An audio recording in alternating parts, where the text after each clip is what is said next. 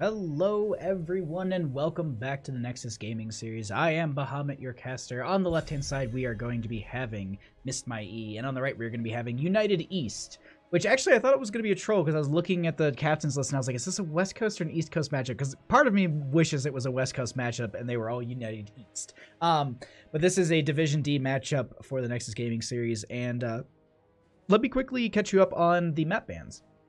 United East went ahead and won the coin flip. They chose first pick. They banned out Infernal Shrines. Braxis Holdout was then banned out by the members of Miss My E.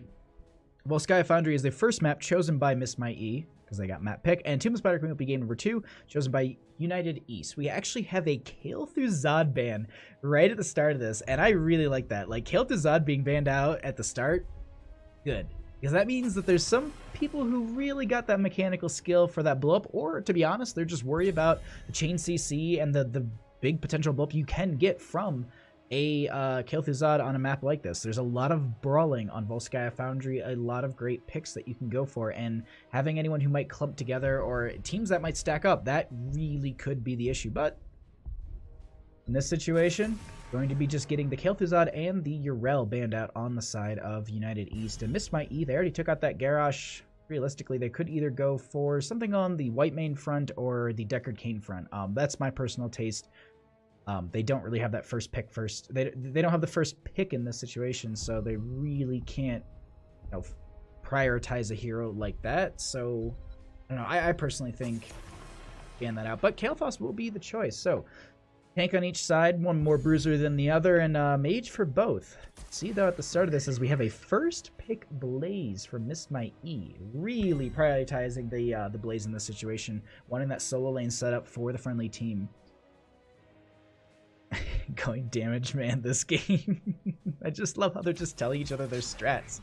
But this is the, I wouldn't say classic because it's fairly new. This is the combo that we see from a lot of teams, even in the pro circuit or even at a high tier of pro-am play, is the Diablo Phoenix. The reason for that is the Purification Salvo comboed with the Lightning Breath gets a lot of base value.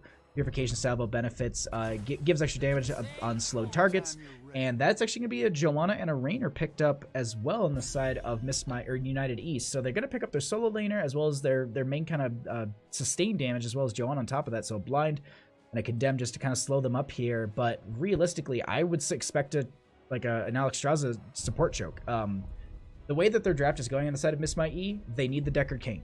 The Haragic Cube is huge for their team. You go for the Sapphire at level 1. That also gives you extra slowing. A lot of good follow-up for Diablo's Phoenix. And they're going to ban out the Jaina. Okay. I was honestly leaning more towards the Alexstrasza ban for the fact that you do have the zone control from that Dragon form is absolutely horrific to deal with. And most teams just have to disengage. But a Greymane gets banned out here. Deckard Cain's still available, no support chokes from either team, and personally, at least, if I was on the side of Miss My E, that'd be my next pick.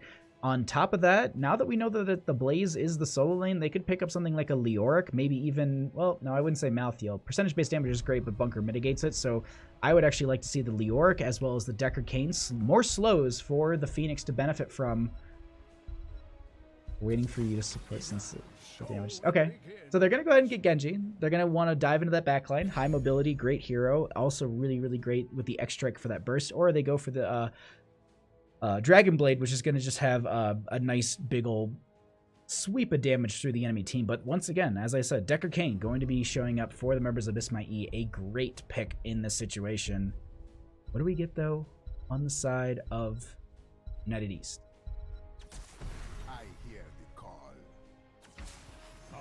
Fight to my last breath.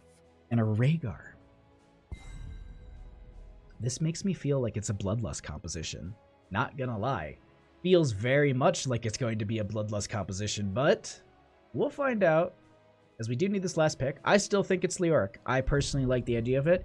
The Entomb with Buried Alive can be huge. Now, granted, it can be mitigated by the Bunker if they do catch the Blaze, but at the same time, if they catch anyone but the Blaze, that'll be huge. I mean, Rhaegar caught out in that? Yeah. Make him a space boy.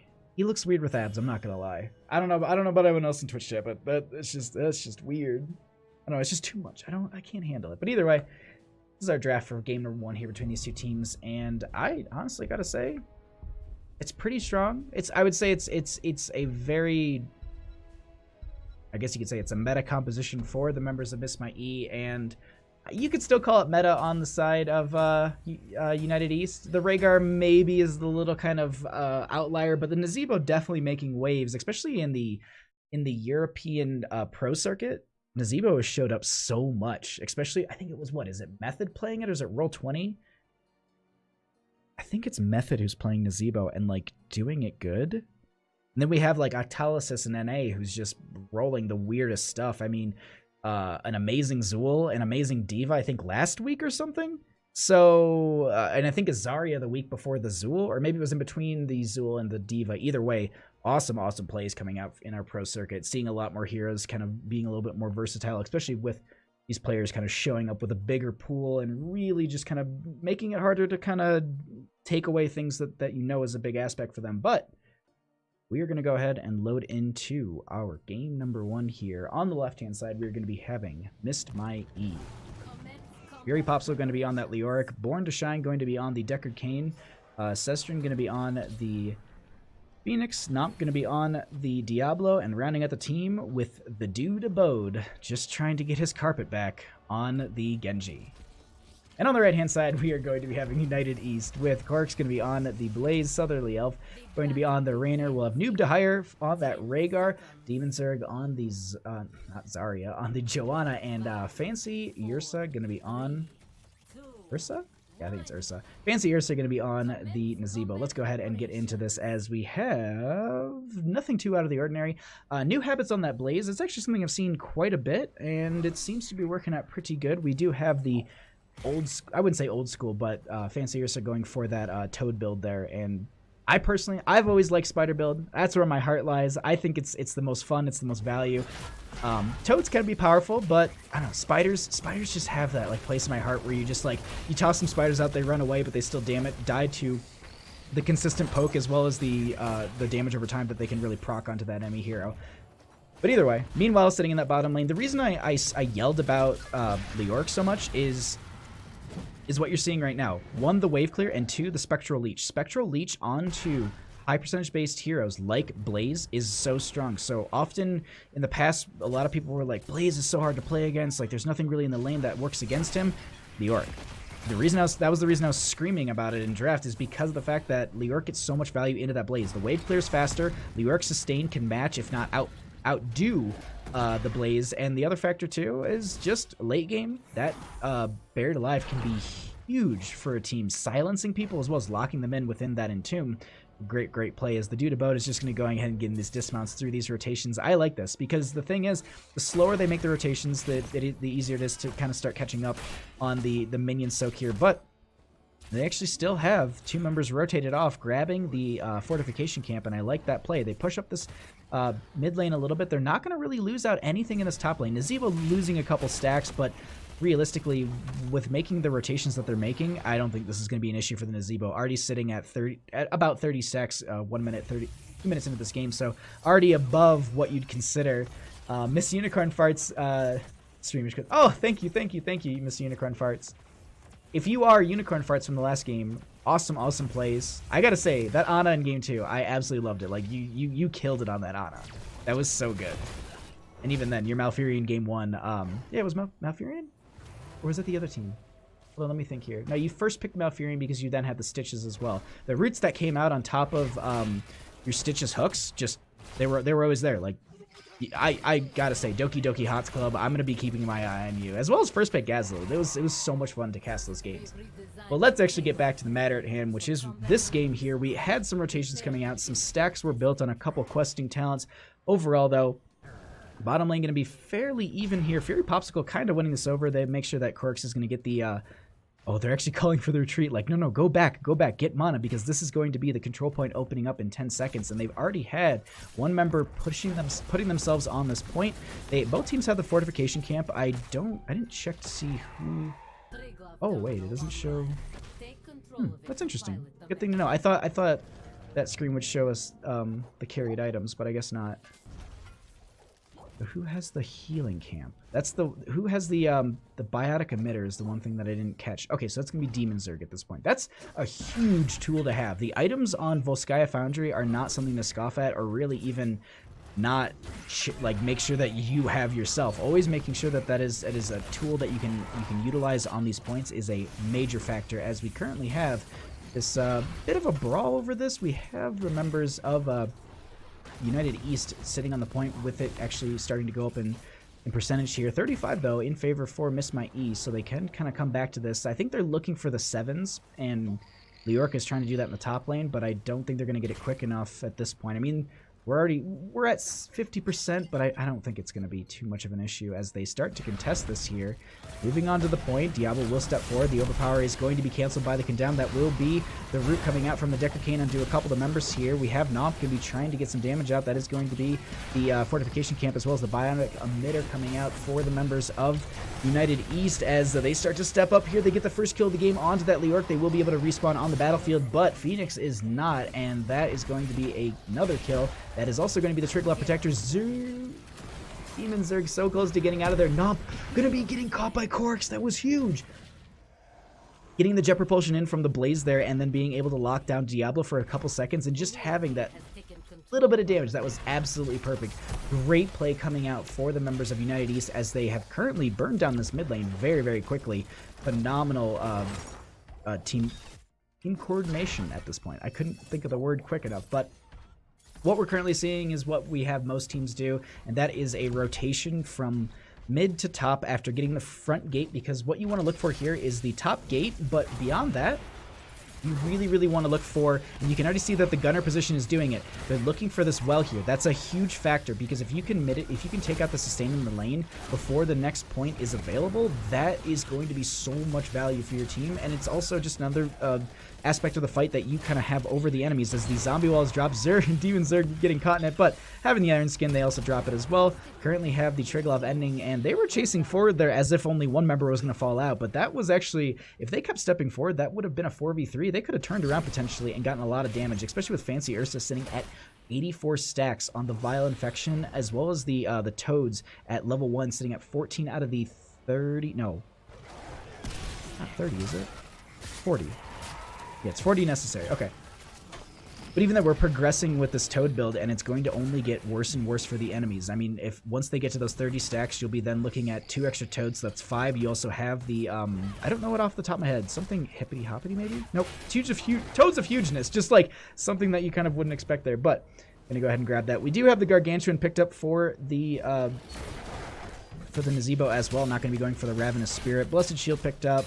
So they're going to go for the kind of the extra bodies on the battlefield. They have that Gargantuan as well as the Banshee here for Southerly Elf. Going to be going ahead and just making the macro play with that, or micro play with that. The other thing to note, no Bloodlust. We're going to be getting that Ancestral Healing from the Rhaegars, so we're going to have that big burst of heal. No brawly aspect. I was thinking, like, they kind of had a bit of a brawly team, but that's not going to be the case, as we do have Diablo finishing out that Black Soul Stone, so going to have that insta revive before this next point. But the thing is, this is a huge play. They're pushing with the 10 advantage, but now that 10 advantage is even, they're looking for the Entomb. Fury Popsicle is getting set up. They're starting to spread out. No Entomb going to be popping up at this point, but the top fort is getting low. Nothing too out of the ordinary for the members of Miss My E as well. We do have the Stay a While and Listen. I was kind of thinking we'd have the Lornado just for the repositional factor, but we'll see. I think Lornado can be an absolute nuisance on a map like this, especially for like conveyor belt points where, you know, a member's trying to get out. You can utilize it to just force a member back into the lane. It's very, very nice. But rotation's coming right back out. Nazebo sitting at 20 stacks out of the 175 necessary to finish that out, as well as, well, you need that level 20 talent, so they're trying to burn and get as much experience as possible. Not in a bit of a bad spot. They get the root from the Decker Cane, moving forward onto Demon Zerg with the Dudabota in the backline, trying to get some damage out. That is going to be the Purification Salvo coming out, as well as the Ancestor Healing, but they also have that Lightning Breath for the slow. That was exactly what they need, but they answer the Phoenix with another kill, so 1-to-1 in kills so far. Blaze is going to be putting into that zombie wall, but they instantly drop it right away. They currently want to continue this fight as the Entomb comes out. The bunker will be dropped, but it actually goes to the side wall here, as Demon Zerg is still able to jump into this, so that's actually a good thing to note. If the bunker comes out onto the other side, you can still channel through it through the sidewall. Interesting interaction, but I don't think you can do that if you're silenced, so we'll see at level 20 what that's going to be, because that's the thing, is both these teams have a lot of very, very big value at level 20. You have the Hellstorm from the Diablo, you have the upgrade for Purification Salvo, you have the upgrade for the Entomb, the Buried Alive, you have the upgrade for the X-Strike where you can get multiple off at a time, but the cooldown reduction from hitting heroes. The 20s for both these teams are kind of terrifying, but we currently have Camp being pushed in the lane. Members of Miss My E will start to channel this point. They're sitting at 20% at this time, but United East, showing that they're very united, going to be stepping up on this as it is 11 to 12, almost 13s for United East, and they know this and they don't want to be giving anything over as Fury Popsicle has backed off here.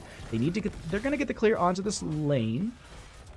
Going to be converted over in favor for United East, and they start to step up here a little bit. This is going to be a bit of a brawl, and we currently have the warp out from the Phoenix, maybe looking for the salvo. That's going to be connecting onto a couple of members. The Lightning Breath is there as well. They're getting some burst onto a couple of them. Southerly Elf is so low, but so is the Dude Abode. The Blind not getting the kill. 20 health on the Dude Abode, but Leork falls in the situation. Zestrin's so low from that damage over time, and they should be falling to the poison. That will be happening as well. So 2 for naught on the side of Unicorns United. United East. I think actually that's a West Division D team is Unicorns United. Either way, United East will be going ahead and confirming 2 kills as well as more channeling onto this. They'll go ahead and take the Biotic Emitter and the 13 advantage. This is really, really strong for these members, I gotta say. United East playing a very, very great game. We do currently have the Phoenix back and alive. Leork looks like they're going to be going for some experience as well as maybe that fortification camp. They need to play this smart in the situation. Do they go for the fight? I don't think they're going to. I think they're going to give this over. Leork's in the bottom lane. Genji's in the mid. The rest of the team's kind of in top. Now, the question that I have to ask is, what's the play? Do you go for the top lane keep and have catapult pressure during the C point, or do you then go down to the C point and prepare yourself for that objective? Actually, let's find out. Is actually Nomp going to be stepping up here very, very far. The rest of the team is not really there and available for the fight. Seemed like they kind of trickled in a little bit late there. Nomp was like, oh, we got to go in now, we got to go in now, and unfortunately that wasn't the best idea. So actually, we're going to see them go for the C point play. And the reason I'm saying that there's 2 ways to play this is so currently I've seen a lot of teams actually go through the top lane, and what they do is they go for the keep. Now, it's risky. You might not get that, but what it allows is if you do get it, that's catapult pressure in the top lane, and then while that's all happening, you then have the C point, which is going to be popping up after this Triglaw Protector in the bottom lane. And that C point means you're going to be down there contesting it for quite some time. You can then play the sustain game and just poke at them, especially with Nazebo. That's a phenomenal hero to have during that poke. And then you have catapult pressure pushing in, and you can win out through that and just having to force the enemy team to split. Bit of a brawl, though, at this time. No one really falling too low. They take out that well, and they prepare themselves for this point. Nomp a little bit low. They don't have the souls to revive right away, as they did lose those in the last brawl. But they want to go take this fort. They want to push themselves into a bigger experience advantage on the side of United East. They don't get the fort, but they definitely weaken it up enough where they can maybe engage on it later. The Entomb comes out, but I don't think that's going to be anything that's going to be good for them, as actually Genji's going to be falling to the backline to the Rainer. Fancy Ursa is going to be very, very low here. They jump into the bunker, and Diablo falls while all that's happening. Meanwhile, the Triglaw Protector getting so much value. Fancy Ursa going to be stepping out. They get the Condemned. That's the Leork falling as well. 3 for none. Sleep going to be coming out, catching the Toa Blaze here. The fort will wake them up. And realistically, they should go for the fort here. Open this map up for themselves even more. Go for the fortification camp. Pick up some items here. They have a lot of advantage on the side of United East, and they can quickly do a ton with this. Thanks for picking us up tomorrow. Can't wait to get Stukov banned. Oh, are you playing Brain Dead, or are you Hand Banana? I think you're on Brain Dead, aren't you? I can't remember. There's so many teams. There's so many players.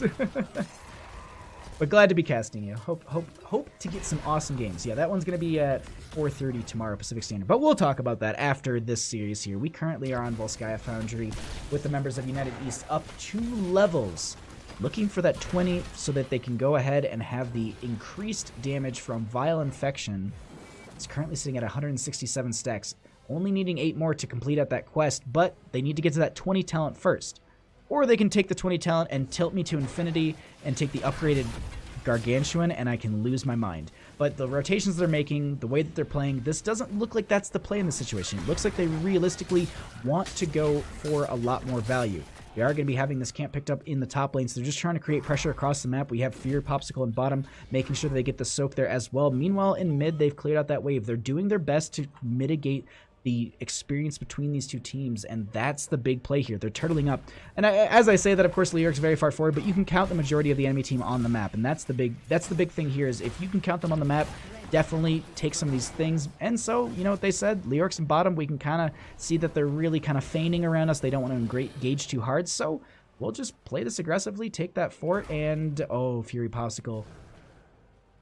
Oh, they know this is coming. I know they're going to instantly drop the Wraith Walk. They need to pick their talent, though, too. There's the Wraith Walk with the Ominous Wrath. You can see that there's the increased duration. They're going around this long way. I really like that play, but currently Nomp might have gotten baited out by their own team as they need to step forward here. The zombie wall comes out. It drops. Actually, Blaze getting blocked by his own zombie wall from the friendly team. Meanwhile, top lane, we do have that camp. It is now making its way onto the front gate. Raynor has rotated up top. They don't want to lose any more structures than they already have because they want to keep that huge experience advantage in their favor. And that's the big play here. As we get to this controls point C, on TBD. Oh, Team Brain Dead. Okay. I was like, TBD. I wrote down Brain Dead as just one word, so I was like, oh, who's TBD? All right, but either way, that's awesome. Awesome. Glad to get to cast you. It'll be a good time.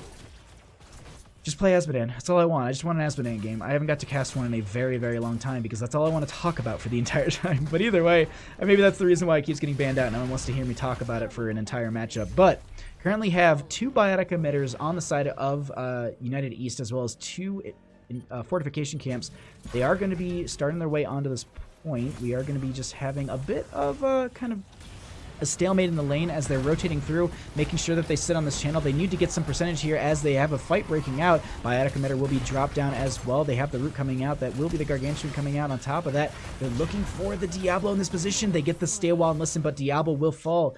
No lightning breath used, no purification salvo, no any. It was just the stay a while and listen was popped just to try and slow them from the kill, but unfortunately they will be getting it, and that pushes them closer into that 20 range as they're looking for another fortification camp on the aggressive side. Fury Popsicle getting stepped out way too far, and the damage coming out. Nazebo putting out so much damage as well as with the friendly team. Oh my god. Nazebo sitting at 38,000 hero damage compared to the Phoenix at 35. Just ridiculous. Meanwhile, the Dudabo trying to get some contest onto this. Not going to be happening. Gets the Swift Strike out as they rotate through this. I really like to play how they're kind of managing this little timer. As I talk about, of course, they lose it, so they need to get that recapture onto it. But it's actually a really, really good play to kind of cycle teammates through that. Also soak up the lane, making sure Nazebo's getting more stacks because this is a uncapped quest at level 20. So yes, you get the 170, but then you get these stacks on top of that. So getting 208 at this point, it's huge for them. Now, Triglov is... The timer's going. What are they waiting for? They gotta go. I was just... what? Huh? I was like, you gotta go quick. I mean, you gotta get this value here. You want to make sure that your Nazebo's getting up there as quickly as possible to that level 20. I keep harping on this, but that is the crux of their draft. They have drafted something that is a 20 talent hero. Now, at the same time, putting out damage like no other, but currently going to be having the Triglav Protector assailing this bottom lane. They want to open this up a little bit more as they have Nomp can be finding a way into the back line, but the zombie wall actually captures 3 of the friendly team. They drop it right away as Nomp is in this back line doing a ton of damage. Swift Strike going to be coming out. That will be the X-Strike. Ice Block going to deny it. They also have the Fortification Camp doing a lot of work onto that Genji. They get the agility over the wall as Crux is going to be stepping up as well. Biotic Emitter will be dropped on top of that, and they currently drop the keep. That will be 20s picked up. They do go for the Vile Infection at 20, so it is finished out right away, and that is potentially going to be the game. Are they going to be trying to step up with this? They have so much damage. Look at the core health being chunked out by that poison from the Nazebo as they're trying to step up onto them. They have so much going into Demon Zerg here. Meanwhile, the Triglav Protector not being focused is just getting free damage onto the core. Stale Wild and Listen is interrupted by the Condemned. They get the kill, and that will be game number 1 going over in favor for United East. GG. Well played.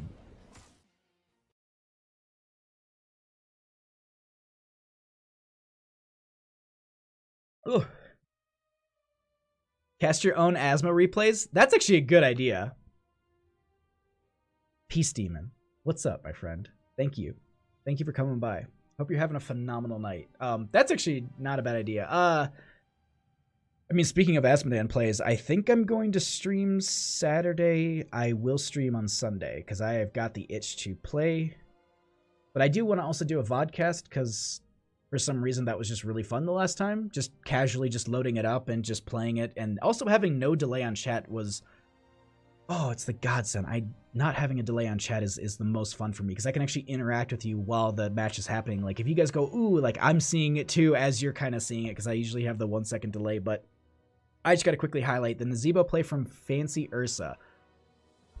Take my breath away. Maybe just because I've been yelling this entire time, but either way, still taking it away. But I gotta say, the plays coming out from these teams, absolutely on top, but this Nazebo getting so much value. Holy crap. Let's also look at the 20 talents. I pulled them up for a second just to check. Rhaegar didn't even take a 20. Look at that. We actually have the upgrade. We have Duskwing upgrade for Raynor. We also had the... What is it called for Blaze? I don't know what it's called. Burn Notice. Okay. We'll have the Storm Shield. Blinded by the Light. It's the same thing. We have that Vile Infection. Out. What an awesome match. I feel like if the members of Miss My E didn't get put onto the back foot so early in that game, that would have been a huge matchup for them, and I think they really could have brought that out. Like, if the Dude Abode could have gotten those resets off the X-Strike at 20, that would have been a different game, in my opinion, completely.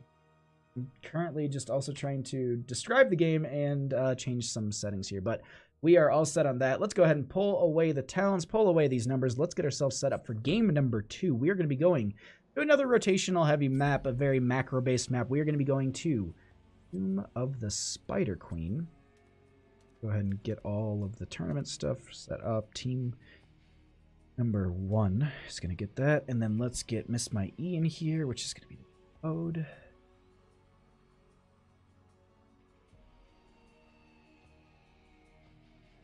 All right. While I'm currently just looking for a member, there we go. While we get these teams in here, I really quickly want to just point out, if you are enjoying the stream and you're having a great time, please go ahead and hit that follow button. It means an absolute world to me. If you are feeling a little sassy or you want to just burn that Amazon Prime, go ahead and subscribe to me. Get yourself a little beard as well as get a nice little ragey emote. First time you cast me against Alaska back in Season 2, I pulled 140k heals on Braxis and got Stu banned. So Stu God, frankly. Well... time to see it. God, Season 2. That was I'm trying to think. Was that like right around now, or was that it was like Season 2 started like right after Chair League. There was like a little bit of a gap, I think. So I think it was might have been in the fall. I can't remember. So long ago. Oh my god. I think that VOD has to be on YouTube too. Like, I'm pretty sure all the Alaska VODs are up there. That Rhaegar build gives me sads. Alright, we got one team in here. Let's go ahead and get the second one in. Demon Zerg is the captain. Go ahead and find them. Where are you, Demon Zerg? Cool, cool. Invite to game. But yes. Also, the other thing to note really quickly, if you do want to know when I go live, or if you want to check out any of those old YouTube videos, you can find all the information in my panel below. I actually have a Discord too. We kind of just use it here and there. We also post random stuff in there. It's mostly just good times, but you can find all that information in the panel below. I don't even have a bot in there. Like, I'm really, really behind on the server. Let's see if we're going sustain build better. Okay. Whew.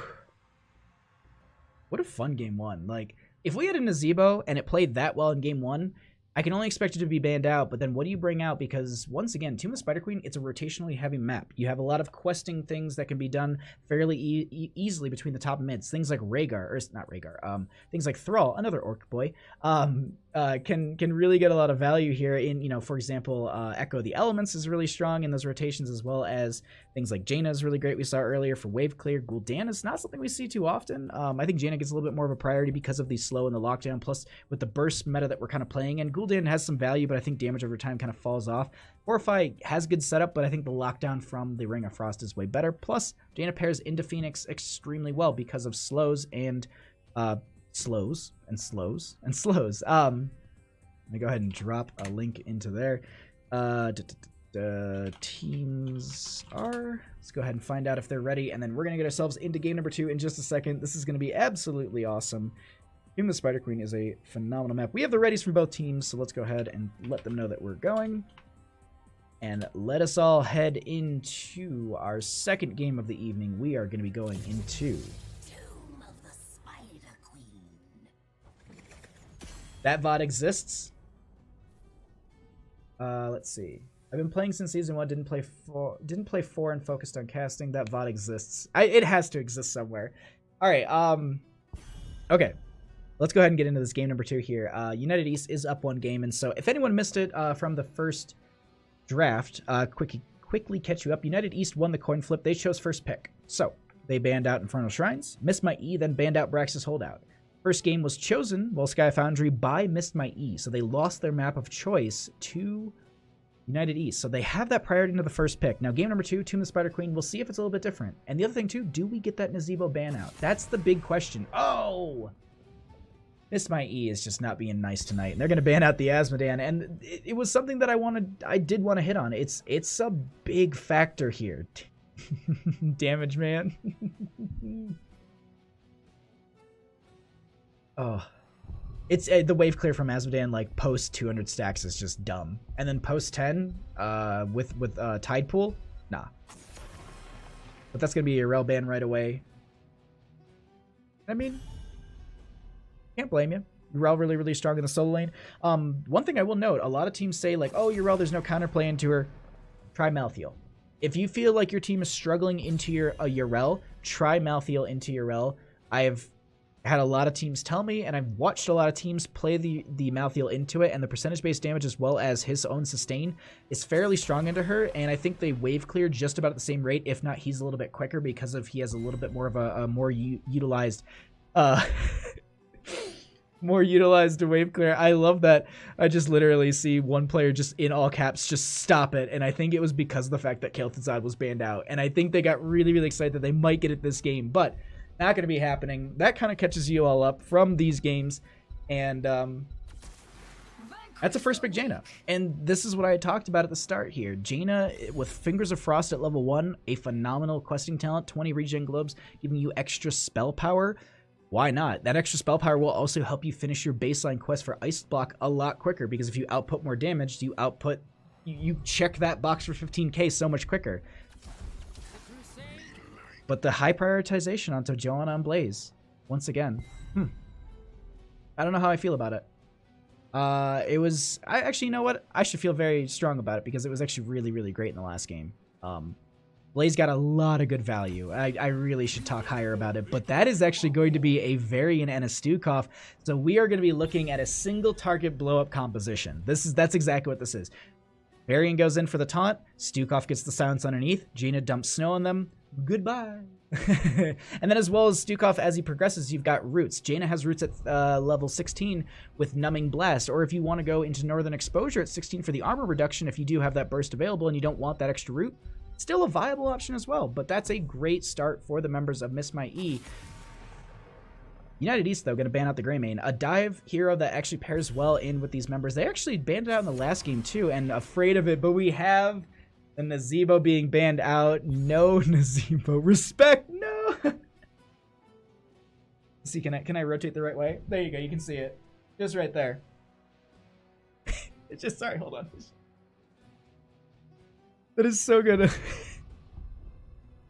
Oh, these teams, they kill me. So that's going to be a Gul'dan. And it's actually something that I had mentioned before, that Gul'dan not the biggest on the map, but I think the damage over time from Gul'dan is something that teams need to prioritize. Often I think there's a higher pick onto the onto the Kael'thas, because a lot of teams spread the chain bomb around quite often. But what did they get this last 2 picks? They need something for the Blaze. I say Leorc, actually, once again. Great wave clear. And they need some extra damage. Thrall? Actually, Thrall would work.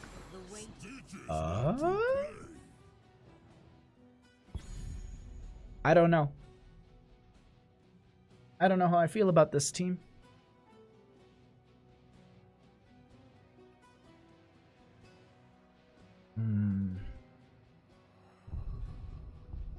Hook taunt, I guess. I don't know. The solo lane is what worries me here. Blaze, I'm worried that Blaze will run away with this. The light abandons no man. Why the Uther? with Alex Straza available, Deckard Cain available, Whitemane available, Malfurion available, why the Uther? Uther doesn't really have the biggest burst feels. Maybe they just want to mitigate the... I think they just want to mitigate the single target blow up. That's honestly it. They're gonna hold the D shield until someone gets hooked, taunted, whatever, and just D shield saves them. And I think that's the game plan. That's the only kind of correlation I can put together at this point. I'm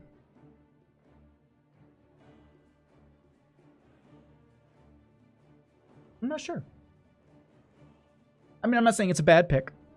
You can absolutely get value with it. Uther has great ghost heals. But the other thing, too, is just overall, I feel like there's a lot stronger things that you can pick up that benefit your team here. But we'll see. Maybe they've got a plan that, or maybe they feel more comfortable on that Uther. Maybe they want that cleanse to make sure that they can get away from the bunker or walk away from some of the slows from Jaina. We'll see. We'll absolutely see. But let's go ahead. Let's get ourselves into a game number 2 here.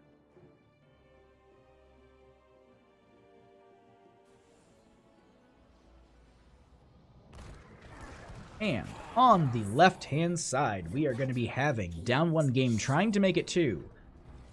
Missed my E. With Born to Shine going to be on the Stukov, Nomp going to be on the Barry, and we're going to be having Fury Popsicle going to be on the Stitches, so that means it's going to be the solo laner.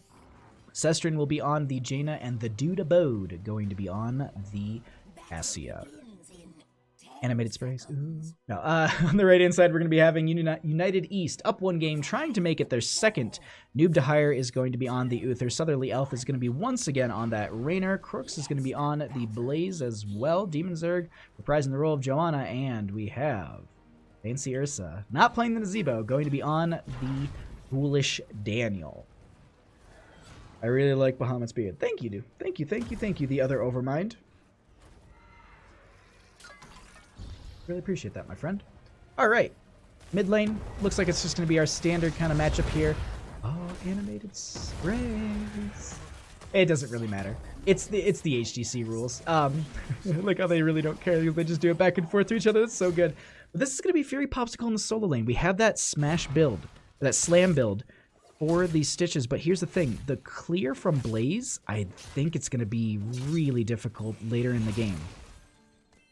We'll try and keep an eye on this lane as best as we can, and Fury Popsicle just playing this safe. We have rotations just coming up between these lanes. Let's talk really quickly about questing talents at 1. We do have that Fingers of Frost from the Jaina, going to be able to... I think it's 15% armor, or 15%. I couldn't have been wrong on this 100%. Who am I thinking of? Oh, no, okay. After gathering 20 gloves, the damage is increased by 10%. Okay, there we go. I thought it was 15 for some reason, and then I started reading the top portion really quickly. I'm like, wait, did I get this wrong? No, you get mana... at the start of this. Miss my E, 1 draft hard, but United East is the better team, so we'll see. And to be honest, I really liked the draft of Miss my E in the first game way more, and you know what? I'm gonna just shut my mouth about it because I don't know. Well, let's go ahead and see. We still have these rotations coming out. We have that new habits on the Blaze, so we're gonna be having the extra. I believe it's actually extra sustain. Yeah, it's the unstoppable for 2 seconds from the Pyromania. So it's just a utility so that they can play this a little bit easier. Also, you have that self-cleanse, not going to be needing to worry about that. Gul'dan also going to be stacking out the Echo Corruption stack, so being able to get, I think it's 30 of those. I'm checking all the talents tonight, 40. I actually haven't casted a Gul'dan in quite some time. I thought it was 30, definitely, at least how it's been ticking across. But either way, that it will be stacked up fairly easily. I'm just looking at talents right now. This is interesting. I'm liking some of the builds that are currently coming out from these teams. This is going to be an awesome match here. But we do have that taunt from the Varian. Hook going to be coming out at this time. Taunt? No. The Unstoppable is used on the Joanna, making sure that they do not get caught out in that situation. But meanwhile, bottom lane, Blaze free reign. And if they can push this up without the Stitches, you know, getting the experience or at least slowly weakening down the gate, that's a big factor. Slowly weakening that gate and slowly, you know, holding up that lane, that can be huge for teams, as we are going to be looking at an experience difference of just barely 100, not even 100 here. They're just staying neck and neck throughout this game. Absolutely love the plays between these two teams. The other thing, too, to note, Cassia didn't go into the Thunderstroke at 1, going in for the Fen build, if I'm not mistaken. Going to be going for the... Actually, excuse me, going for the Charge Strikes. Wrong icon. So just that extra damage as well. And we're looking at bottom lane. Going to be having the stun going out on Fury Popsicle. But Crux is so low on mana, needing to do something with that as both teams have the availability for the turn-in. Looking at a decent amount of spread across them, but that Joanna is going to need to turn in fairly soon as they have put a lot onto that tank.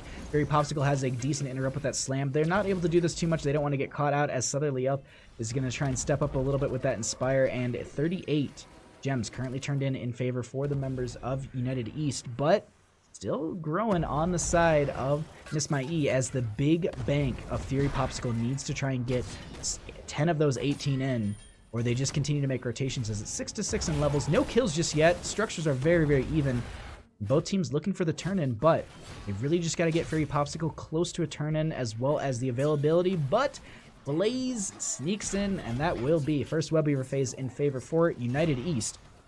As it looks like they've rotated into top, they might prioritize this lane or just go back for the rotations. The reason I'm noting specifically top lane getting picked up here is because of the fact that it's boss lane, it's boss control. A lot of teams will try and end through this. The other thing too is we see some teams just push face right through mid. It's I think it's just a shorter lane and it's easier for them to go for, but 3 members top lane. Gonna get that knockback onto the Dudabode, and they're gonna be doing some decent damage with that corruption. Demon Zerg stepping up as well. They said, you know what, mid lane is gone. They've already got the burn onto that. So let's go ahead and try and get our top lane here. And that is going to be easily done as they take out that gate. They might even take out the, they'll take out the well here. The Web Weaver sitting above 75% health, and they try and step up a little bit further. Blind coming out from the Cassia. That will be the silence as well. Nomp looking in that backline for some sort of charge taunt, but the thing is the team is not ready for the damage. Meanwhile, though, they do have that top lane pushed out, but Fury Popsicle and bottom lane is trying to do their best, and Crux isn't really doing a ton, just kind of making sure that this wave gets pushed up. They're poking out. This won't be the fort falling, but definitely going to be getting a decent amount of damage into it as Fury Popsicle is going to get that bite, going to get some extra health, and Southerly Elf and Crux is going to go ahead, grab the siege camp in bottom lane, and have some extra added pressure. Now, the thing to note, there's enough gems across the board from the members of Missed My E to get this turn-in. They don't need to solely rely on Fury Popsicle for that entire turn-in. The other thing to note, Jane is currently sitting at the 15 out of the 20 stacks necessary for that Fingers of Frost for that extra damage, as well as that little extra mana. Apparently, though, just going to be trying to get this turn-in, and the Blaze poke is just too much. Now, the thing is, Crux is sitting at, like, 0 to little mana, so they need to figure out a way to get back, maybe tap well. They can't sustain through this because there's just a lot of great buffed up heroes that are ready to go on the side of Miss My E as United East steps up here. A lot of damage going on to Nomp. That will be the taunt going out onto Southerly Elf. They back right out of there as there's also the Blizzard coming out from Sestrin, and no one dying just yet, but Southerly Elf. Oh, if they got that hook, that would have been a dead Jimmy right click, and not just yet. No turn-in still. 31 gems on the side of United East. They're slowly creeping back up on their side of their economy for the turn-in here as they're going to try and deposit a few of these. But the thing is, Fury Popsicle sneaks in and gets 10 out of the 28 in, and they don't need to worry about too big of a bank. They still have 18 gems, and they don't want to get caught out in the situation. But bottom lane is getting pushed in quite a bit as the Dudabode is in a bit of a bad spot. They go ahead and confirm the fort. That also means that the Web Weavers are going to send fairly back up the lane. Taunt goes out into the Rainer, who's a little far forward. They're going to get that healed just fine. And I had talked a lot about this Uther and what I thought and how good it wasn't going to be, but it's doing a good job. I mean, they've got some decent sustain on a lot of these heroes, so they don't need to solely rely on that. There's a 6k difference between the healing between these two healers. Hook going out onto Demon Zerg. This is a bad spot. They also drop the Iron Skin. The Silence goes out on top of it. There's so much going out. Not getting the kill in this situation as Tens are on the precipice for the members of United East, and meanwhile we have Blaze and top soaking that up and also denying any sort of top lane pressure as New Habits is going to be finished as well. Apparently going to be pushing into this bottom lane as best as they can and opening this up, getting themselves as close to 10 as possible, and that should confirm it for them once they get the fort. They're just going to rotate off and get the clear onto the mid lane Web Weavers, and realistically, staggering a death at this point is not the best way to go. That is going to be the D shield, the bunker, the blessed shield. We have the Horrify coming out from the Gul'dan as well as the Banshee. Is it Horrify or is it Fear? Horrify. I think Fear might be the 20 upgrade. I think no, that's not right. Either way, the 20 upgrade is still disgusting. It's extra duration.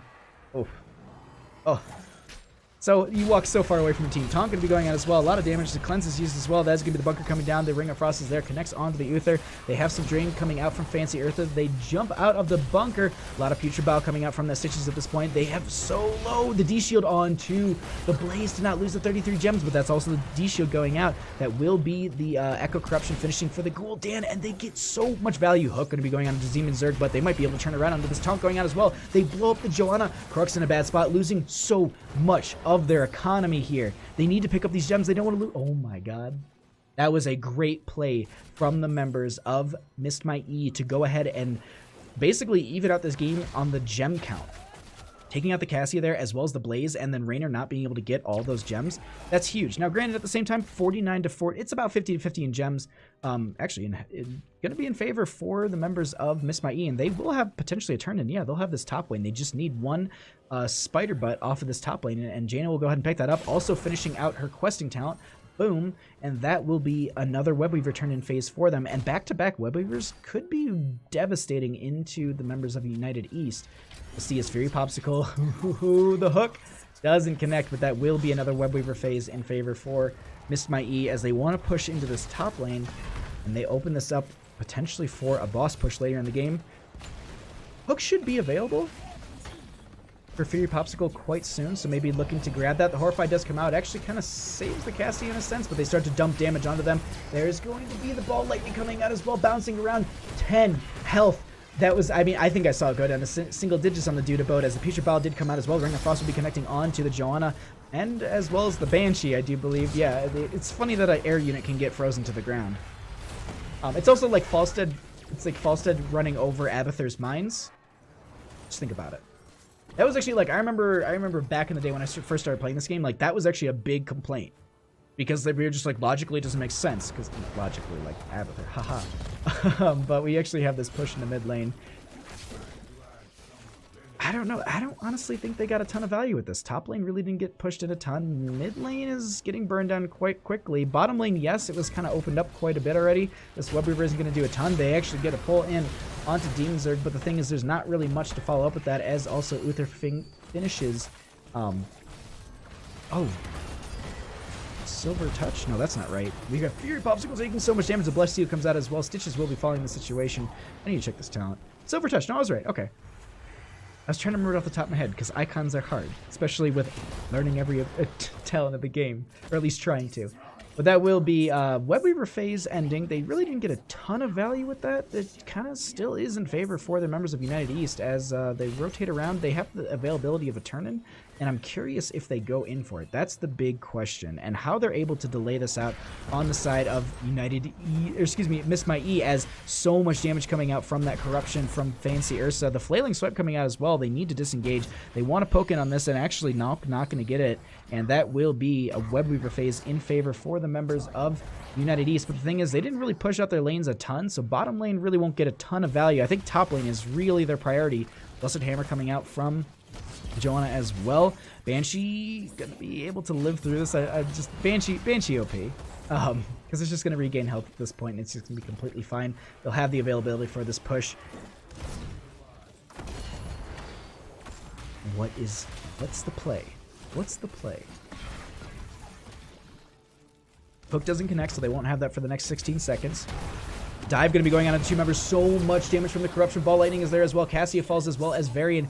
That is a lot of damage going out. The damage over time from Fancy Ursa is broken. I mean, Fancy Ursa is just a damage over time hero. I mean, look at the Nazebo in the last game getting all that damage output. And this game, 46,000 hero damage, dwarfing the damage out from Cassie at 22,000. 23,000 if you want to round up. So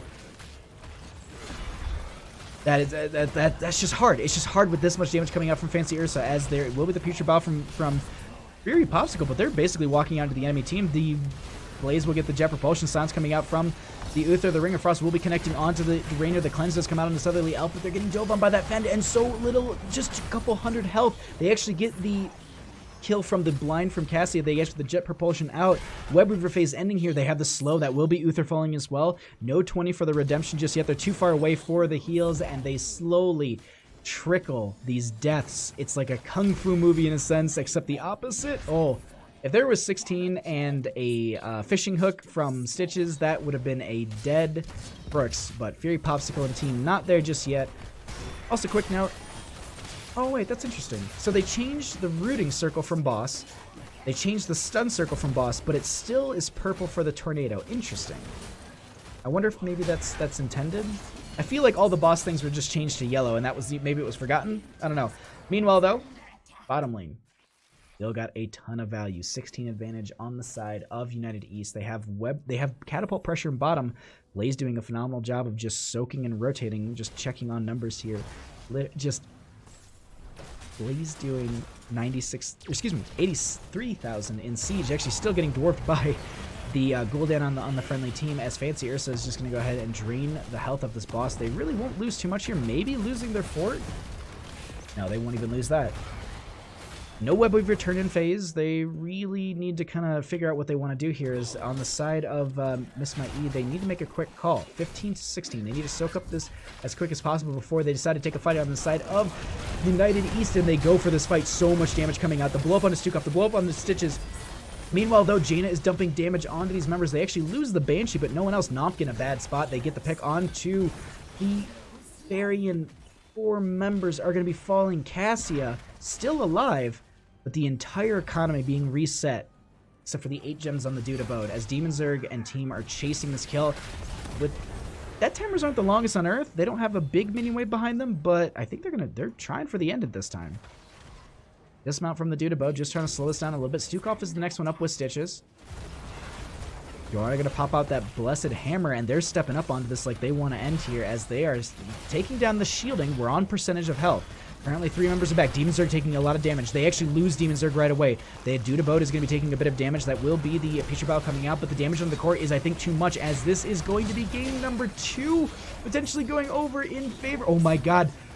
Southerly Elf with 78 health. They end up taking this game. The GGs are out. Game number 2 going over to United East. GG. Well played. Oof.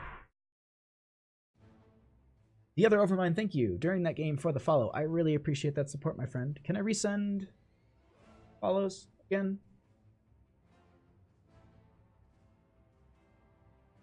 I guess not. I'm sorry. I can't resend the follow alert. But thank you so much for that follow during that game. I really appreciate the support, my friend. Let me get a message out to Demon Zerg. Where are you? Who wants to do? All right, we'll find out in just a second, but that was an awesome match between these two teams. Thank you all on Twitch chat for hanging out as well. And while we're kind of waiting, ooh, awesome. Went to lobby 1.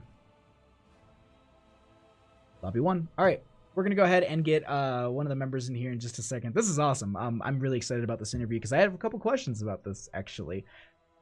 So awesome games. Miss My E played a phenomenal match, but we are currently going to be getting the fanciest of Ursas. How are you doing? Congratulations on your 2-0 victory. I'm doing fantastic, thank you. Awesome. Sorry, I had to turn you up really quickly. I didn't realize how quiet you were, but there we go. All right, so we got you, so at least Twitch chat can hear you.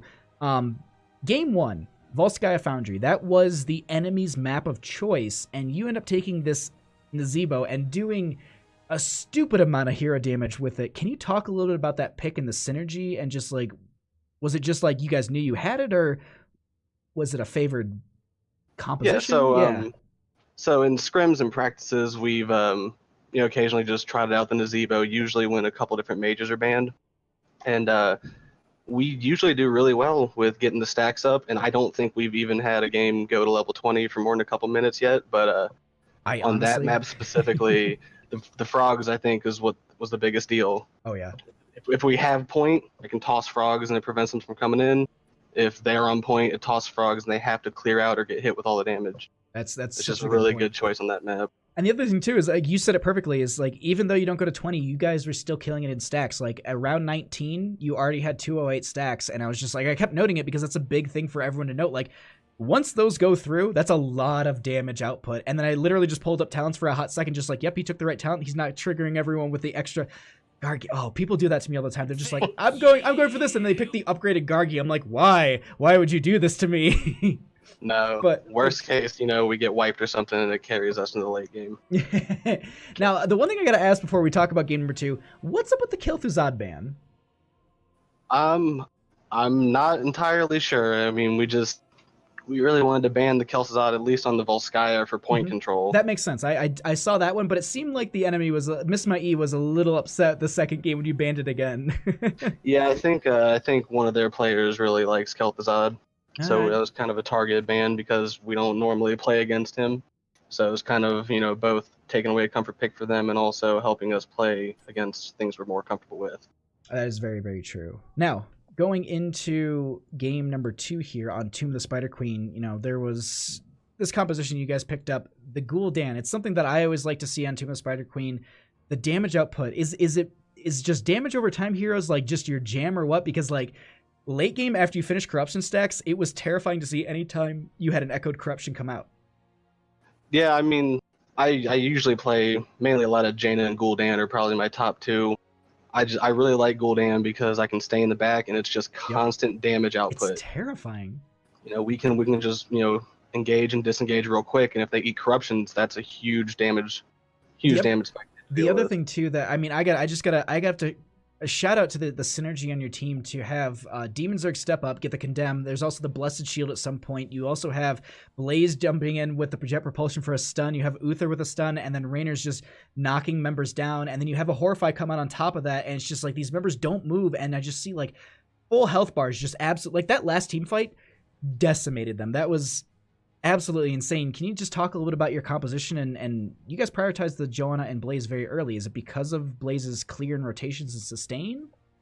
Yeah, well, so that last fight specifically, that was all of us just being in the right spot and also on the exact same page, and it just worked out perfectly. We were prioritizing the Blaze mainly because bunker helps a lot in a lot of different situations, no matter what they pick.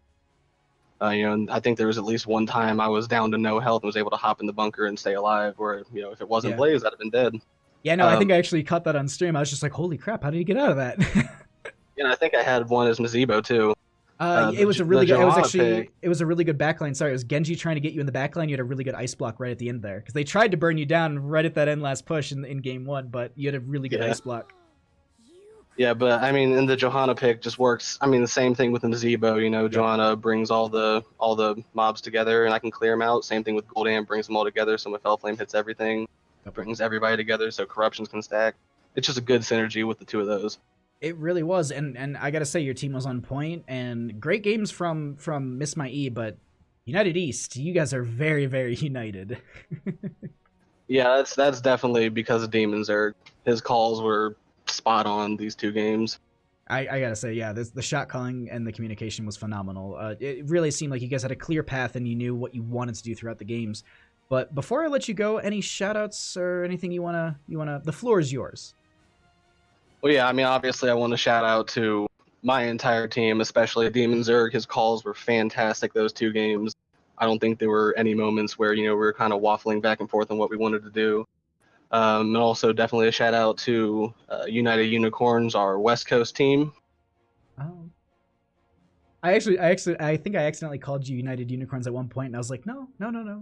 And then I didn't know you guys were actually sister teams. Yeah, that team was that was our the main team, and we just got so many people, we branched off into a second East Coast team. Oh, that's awesome. I mean, it's a great team, and I'm really, really excited to see you guys further down the line. These were awesome games. GG's for your 2-0 victory, and cheers. Like, congratulations. I hope you have a great beer. Well, thank you. Yeah, and also GG to Miss My E. Those were really good games. The second one definitely had us more concerned. There were a couple moments, definitely, but thank you so much for the interview. This match was amazing to cast, and I can't wait to see you further down the line in the NGS. All right, thank you. Have a good night. Have a great night. All right, everyone, that is going to be wrapping it up for me this evening. No more games, but don't go anywhere. I'm going to quickly do my spiel, and then I will go ahead and I'm going to host over another Nexus Gaming Series caster. I do believe I did see that Ragnarok went up, and I think he was like going live as I was going into Game 2, so we should pass it over to him. I'll check in a second. But really quickly, I just want to go ahead and let you know, we'll actually say really quickly, thank you so much to Tower Baron during that interview for the donation as well. Really, really appreciate that, my friend. As well as Burks, thank you so much for the follow. Great plays, my friend. GG's. But really quickly, if you do want to follow me here on Twitch, it's the best way to know when we go live. I will be back tomorrow at 4:30 Pacific Standard Time for one Division B game that is going to be between Team Braindead versus Hand Bananas. That'll be at 4:30 Pacific Standard Time. That's the only other game I have this week to cast. I'm gonna do something on, I think, Sunday. I think I'll do like a vodcast and a little bit of a like EuroLeague stream or something. Salty Sundays, as we'll call them. But that will wrap it up for me. Thank you all so much for coming by, checking out the stream, supporting. You can follow me on Twitter or as well as YouTube. I also have a Discord. All of that information can be found in the panels below. The Discord's mostly just us all hanging out and just talking about random stuff, but definitely a good place to kind of keep up to with what we're all doing. But thank you all once again. That wraps it up for me. I am Bahamut, your caster friend.